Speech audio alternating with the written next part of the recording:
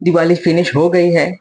दिवाली के बाद थोड़ी थोड़ी ठंडी की शुरुआत हो जाती है, लेकिन हमारे सिटी में तो अभी भी बारिश चालू है। तो अगर किसी के सिटी में ठंडी चालू हो गई है, उनके लिए मैं एक बहुत ही आज बढ़िया रेसिपी बताने वाली हूँ, जो ठंडी में खाई जाती है। तो आइए मेरे साथ, मैं आपको बताती हूँ।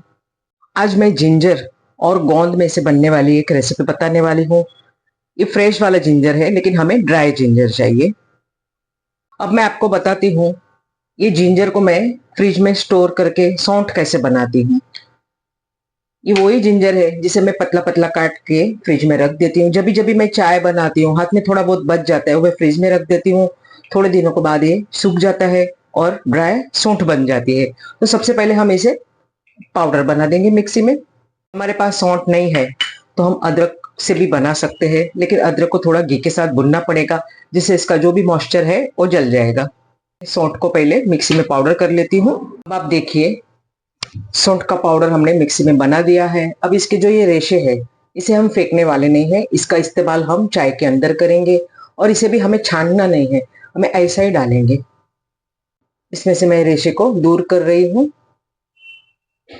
अब देखिए, सूट का पाउडर हमने रेडी कर दिया है, और फाइबर को भी हमने अलग कर दिया है। ये धागे के अंदर बहुत ही फाइबर्स रहता है, जो हमारे पेट के लिए अच्छा रहता है। सौंठ और गोंद के लड्डू बनाने के लिए मैंने 8 से 9 इलायची ली है। अभी गोंद के लड्डू बोले हैं तो गोंद तो चाहिए। उसके बाद हमें काजू भी चाहिए, बादाम भी चाहिए, पिस्ता भी चाहिए, सौंठ भी चाहिए, डेसिकेटेड कोकोनट भी है। अगर आपके पास इसमें से जो कोई वस्तु अवेलेबल है वो आप डालिए। अगर आपके पास मूंगफली है तो आप मूंगफली भी डाल सकते हैं, अखरोट भी डाल सकते हैं, किशमिश भी डाल सकते हैं। मेरे घर में किशमिश ज्यादा पसंद नहीं करते, इसलिए मैं किशमिश नहीं डाल रही हूँ। और ये सब रेसिपी में, जो आज मैं गोंद के लड्डू बना रही हूँ सौंठ के साथ, उसमें मैं शुगर का इस्तेमाल करने वाली नहीं हूँ। मैं ये गुड़ के साथ बनाने वाली हूँ। इसी में से अगर आपके पास कोई जो भी अवेलेबल है आप वो डालिए। अगर आपके पास अखरोट है तो आप अखरोट भी डाल सकते हैं, किशमिश है तो किशमिश भी डाल सकते हैं। मेरे घर में किशमिश ज्यादा खाते नहीं है, तो मैं किशमिश नहीं डाल रही हूँ। लड्डू बनाने के लिए हमें सीड्स का भी इस्तेमाल करना है।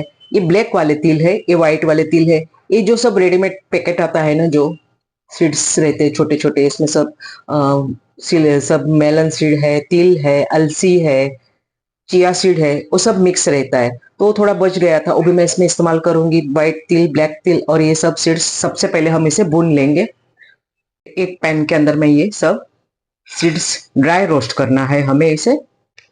सभी सीड्स को हमें हल्का सा भूनना है, ज्यादा नहीं भूनना है, ताकि ये जल्दी से क्रश हो जाए। इसे क्रशर में कर सकते हैं, और अगर मिक्सी में डालना है तो ऑन ऑफ मोड पे ही हमें रखना है। ज्यादा पाउडर नहीं करना है, थोड़ा दरदरा रखना है इसे।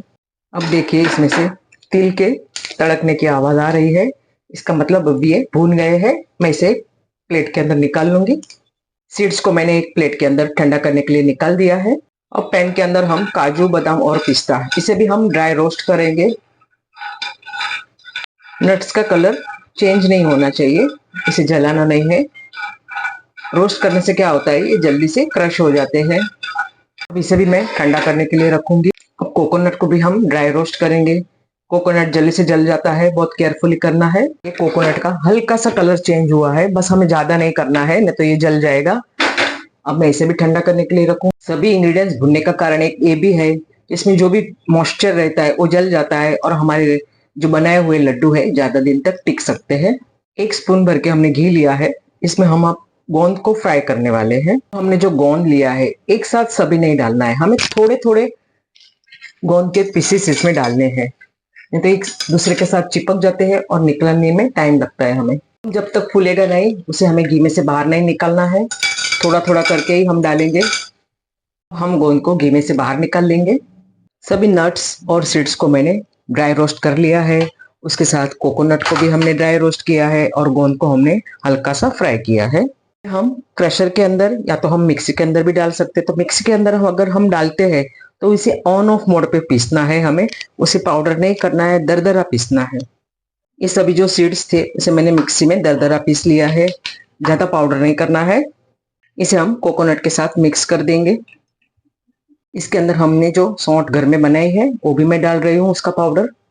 इलायची का पाउडर भी डालेंगे। काजू, बादाम और पिस्ता, इसे भी हमने दरदरा पीस लिया है, ये भी हम इसके साथ मिक्स कर देंगे। गोंद को भी मैंने मिक्सी के अंदर क्रश कर लिया है। अब सेम पैन के अंदर हम आधी स्पून घी लेंगे, इसमें हम गुड़ को मेल्ट करेंगे। अब ये जो 2 कटोरी गुड़ हमने लिया है वो हम इसे पैन के अंदर डाल के मेल्ट करने वाले हैं। गुड़ अब मेल्ट होने लगा है।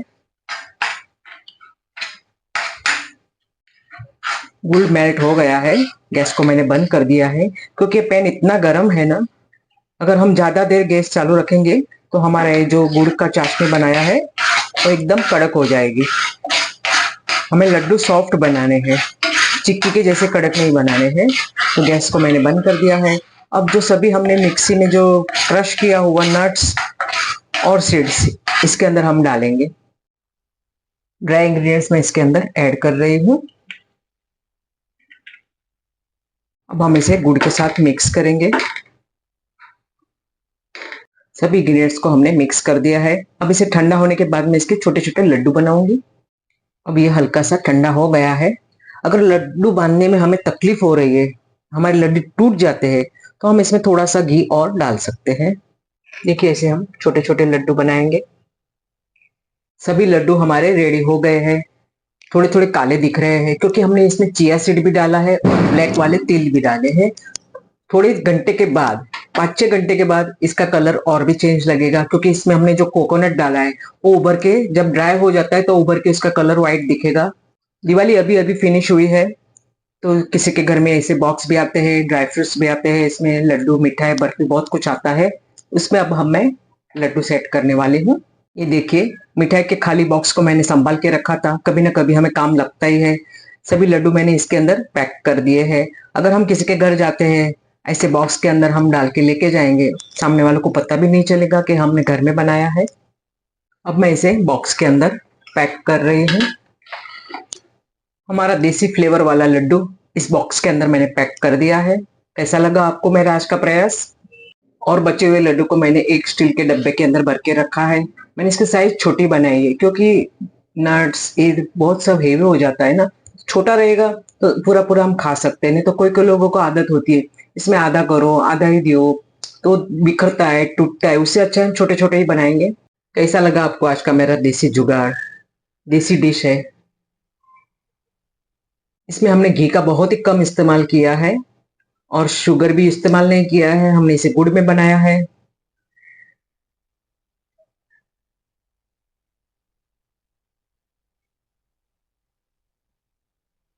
हमारी लड्डू की रेसिपी रेडी हो गई है।